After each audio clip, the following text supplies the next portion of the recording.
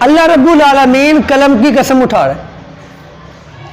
یہ پیچھے سورہ ملک میں اللہ نے اپنی تخلیق، اپنی مخلوقات، اپنی طاقت، اپنی قوت کو بیان کیا. کرنے کے بعد اللہ رب العالمین نے قلم سے آغاز کیا، اس لیے کہ اللہ نے سب سے پہلے قلم کو پیدا کیا ہے. نوٹ کر لیں، نبی نے سامنے فرمایا ان اول خلق اللہ القلم، اللہ نے سب سے پہلے کس کو پیدا کیا؟ نوٹ کریں، اللہ نے سب سے پہلے قلم کو پیدا کیا، اور اسی کے ذریعے اللہ رب العالمین نے علم کو محفوظ کیا ہوا ہے. اسی اللہ نے سب سے پہلے قلم کو پیدا کیا، اور کرنے کے بعد اللہ رب العالمین نے اسے کہا لکھو، وہ لکھنے لگی اور وہ قیامت تک لکھتی جائے گی. دوسری اس میں اہم ترین چیز وہ یہ ہے کہ اللہ رب العالمین قسم اٹھا رہا ہے قلم کی. اللہ رب العالمین کبھی قسم اٹھاتے ہیں زیتون کی، کبھی طور سینا پہاڑ کی، کبھی ستارے کی، کبھی اس کی قلم کی. ٹھیک ہے، تمام چیزوں کی اللہ قسم اٹھاتا ہے.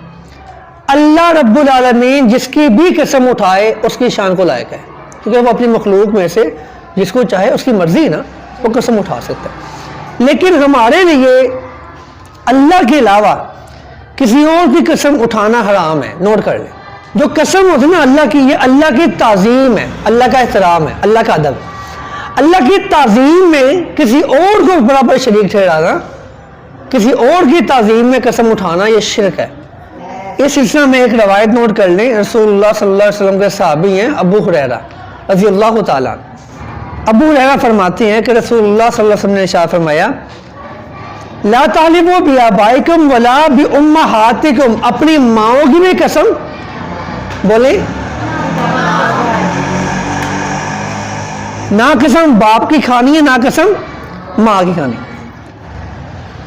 اور کسی بھی غیر اللہ کی جس کی لوگ پوجا کرتے ہیں، کسی اپنے پیر کی، مرشد کی، امام کی قسم نہ اٹھائیں.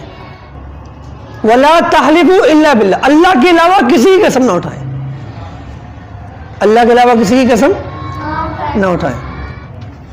فرمایا اپنے باپ دادا کی، اپنی ماؤں کی اور یا کسی کی بھی قسم نہ اٹھائیں. اگر قسم اٹھانی ہے تو اللہ کی اٹھائیں، وہ بھی اس وقت اگر آپ سچے ہیں، وہ بھی اس وقت اگر آپ سچے ہیں. بیٹے ایک بار ایسے ہوا کہ سیدنا عمر رضی اللہ تعالیٰ عنہ نے اپنے باپ کی قسم اٹھا لی.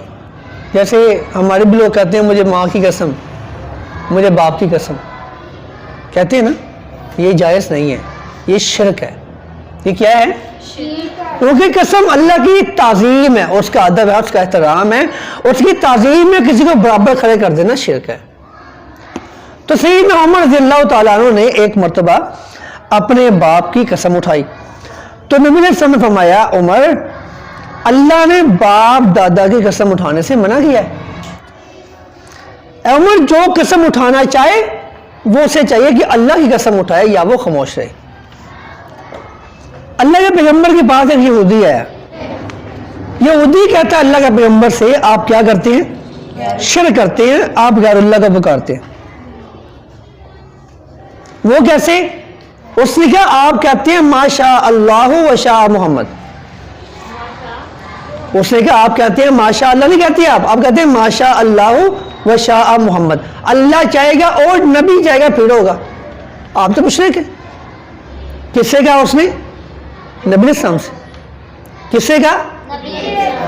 اور کس نے کہا؟ یہودی نے. کہتا آپ تو مشرک ہے. کیوں؟ آپ یہ نہیں کہتے ماشاء اللہ وحدہ اللہ چاہے گا، نہیں، آپ کہتے ہیں اللہ نبی چاہے گا پھر ہوگا. اور آپ یہ بھی کہتے ہیں کعبے کی قسم. کس کی قسم؟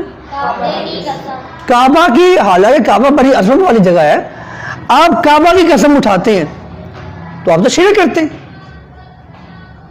نبی اسلام نے اپنے صحابہ کرام کو مخاطب فرمایا اور فرمایا کہ میرے صحابہ، آج کے بعد آپ کعبے کی قسم نہیں اٹھائیں گے اور نہ آپ یہ کہیں گے ماشاء اللہ و شاء محمد. آپ یہ کہیں گے ماشاء اللہ. کیا کہیں گے؟ جو اللہ چاہے. اللہ کی چاہت اور نبی کی چاہت برابر نہیں ہو سکتی. اللہ کی چاہت بہت بلند ہے اور اللہ اپنے نبی کی چاہت کا پابند نہیں ہے، جبکہ نبی اللہ کی چاہت کا پابند ہے. سمجھ آ رہی ہے؟ اللہ اپنے نبی کی چاہت کا پابند، زور سے بولیں، اللہ اپنے نبی کی چاہت کا پابند نہیں ہے، لیکن نبی علیہ السلام اللہ کی چاہت کے پابند ہے. اس لیے کبھی نہیں کہنا آپ نے ماشاء اللہ و شاء محمد، بلکہ کیا کہنا ہے؟ ماشاء اللہ ثم شاء محمد. یہ کہہ سکتے اللہ چاہے گا پھر اس کے نبی چاہے گا، لیکن یہ نبی علیہ السلام کی زندگی میں تھا. آج ہم نے بس یہ کہنا ہے ماشاء اللہ. اور دوسرا، نبی علیہ السلام فرمایا میرے صحابہ آج کے بعد آپ نے یہ نہیں کہنا کہ والکعبہ، کعبے کی قسم نہیں، آپ نے کہنا ہے رب الکعبہ. کس کی قسم؟ کعبے کے رب کی قسم.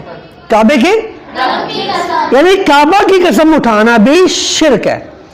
تو اس کے بعد صحابہ اکرام نے یہ کہنا شروع کر دیا تھا کہ کعبے کی رب کی قسم، کعبے کی قسم اٹھانا بند کر دی تھی. نبی نے فرمایا جو بندہ اللہ کے علاوہ کسی اور کی قسم اٹھائے اسے چاہیے فوری پڑھے لا الہ الا اللہ. کیا پڑھے؟ لا الہ الا اللہ. جب وہ لا الہ الا اللہ پڑھے گا اللہ اس کا گناہ معاف کر دے گا، ورنہ یہ شرک ہے. یہ اللہ کے ساتھ کیا ہے؟ شرک ہے. ہاں ایک بات یہ میں رکھیے گا، یہ کلیئر ہو گیا کہ قسم کس کی اٹھانی ہے؟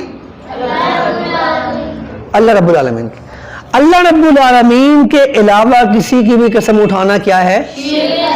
شرک ہے. اور یہ قسم اللہ کی تعظیم ہے، اللہ کی تعظیم میں ہم کسی کو برابر کھڑا نہیں کر سکتے. اور سیدنا عمر نے جب قسم اٹھائی تھی اپنے باپ کی، فرمایا عمر اللہ نے باپ دادا کی قسم اٹھانے سے منع فرمایا. پھر وہ جو یہودی نے کیا کہا، آپ تو مشرک ہیں کیونکہ آپ قسم اٹھاتے ہیں کس کی؟ کعبہ کی. تو پھر نبی صلی اللہ علیہ وسلم فرمایا آج کے بعد آپ کہیں گے ورب الکعبہ، کعبے کے رب کی قسم، آپ کعبے کی قسم نہیں اٹھائیں گے.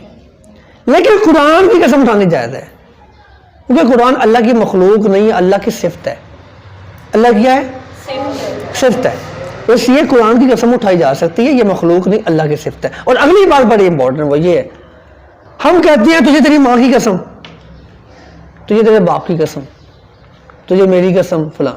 یہ قسم نہیں ہوتی، اس کا کوئی کفارہ نہیں ہوتا. ایک بندہ قسم اٹھاتا ہے، کہتا مجھے اللہ کی قسم میں کل یہ کام ضرور کروں گا، لیکن وہ کام وہ نہیں کر پاتا. اب وہ نظر کفارہ ادا کرے گا. یہ کفارہ اس کا کیا ہے؟ اس کا کفارہ ہے 10 مسکینوں کو کھانا کھلانا، وہ کھانا جو اپنے گھر میں کھاتا ہے. مطلب اگر اپنے گھر میں اچھا کھاتا ہے تو اچھا کھلائے گا اپنے استاد کے مطابق. قسم اٹھائی اور توڑی، اس کا کفارہ نمبر 1 یا تو وہ 10 مساکین کو کھانا کھلائے گا، یا وہ 3 روزے رکھے گا، یا وہ 10 مساکین کو لباس لے کے دے گا، سوٹ لے کے دے گا. اگر وہ نہیں کر سکتا یا وہ ایک گردن آزاد کروائے. قرآن اللہ کی مخلوق نہیں ہے، قرآن اللہ کی صفت ہے. اللہ کے نام کی، اللہ کی صفات کی قسم اٹھانی جائے.